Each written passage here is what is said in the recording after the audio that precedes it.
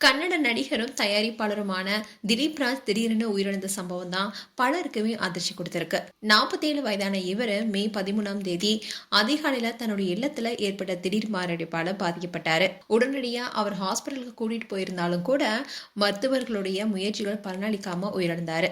இந்த விஷயம் தான் பலருக்குமே பேரதிர்ச்சி கொடுத்திருக்கு.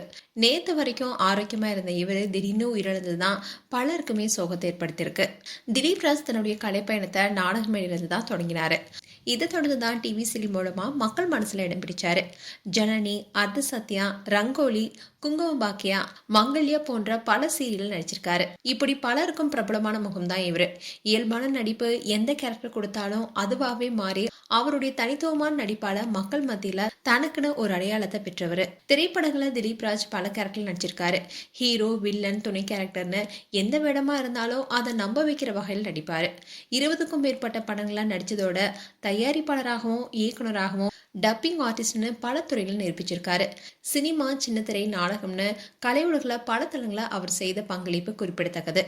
அண்ட் இந்த சம்பவத்துக்கு அப்புறமா அவர் கூட ஒர்க் பண்ணவங்க கிட்ட பேசும்போது அவங்கள அவரை குறித்து என்ன சொன்னாங்கன்னா, அவர் ரொம்பவே எளிமையானவர், எல்லார்கிட்டுமே ரொம்பவே அன்பா பழகுவாரு, அதோட மனித நேயத்துடன் பலருக்குமே உதவி செய்யக்கூடியவர்.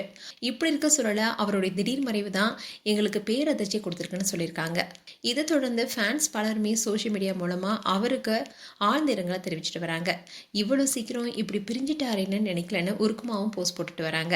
மொத்தத்துல இன்னும் பல ஆண்டுகள் கலை உலகில் சாதிக்க வேண்டிய நிலையில இருந்த திலீப் ராஜ் இப்போ திடீர்னு உயிரிழந்தது கன்னட சினிமா மற்றும் தொலைக்காட்சி துறைக்கு மிகப்பெரிய நிரப்ப முடியாத இழப்பா பார்க்கப்படுது.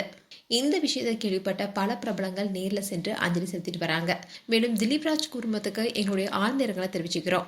மேலும் உங்களுடைய கருத்துக்களை கமெண்ட் செக்ஷன் சொல்லுங்க. இது போன்ற வீடியோஸை பார்க்க நியூஸ் தமிழ் கிட்ஸ் சப்ஸ்கிரைப் பண்ணுங்க. மறக்காம நோட்டிபிகேஷன் பட்டனை கிளிக் பண்ணுங்க.